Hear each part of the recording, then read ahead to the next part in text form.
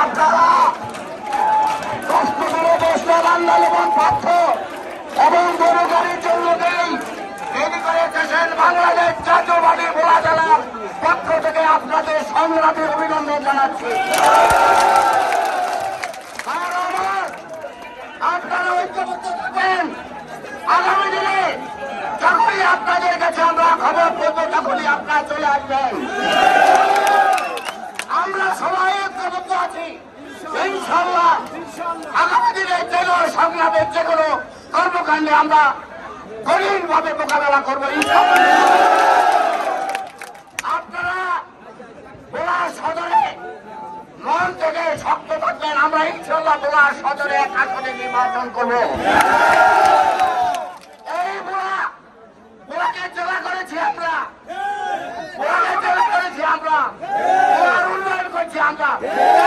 নির্বাচন করবো না, কেন একটা নির্বাচন অবশ্যই আমরা নির্বাচন করবো। আপনাদের কাছে অনুরোধ থাকবে, অনেকে বিভ্রান্তি ছড়াবে, অনেক কথা বলবে, কোনো কথায় কান দেবেন না। আমরা গরু গাড়িবারকে আমরা নির্বাচন করবো। কি বললে কিছু আসে যায় না। ভোলার মাটি পাঁচশ সবের ঘাটি, ভোলার মাটি নাজুর রহমানের ঘাটি। এই কথা মনে রেখে আপনারা কর্মকাণ্ড চালিয়ে যাবেন। গ্রামে গঞ্জে যে যাই বলুন, আপনারা ঠান্ডা মাথায় কারোর সাথে ঝগড়া করবেন না।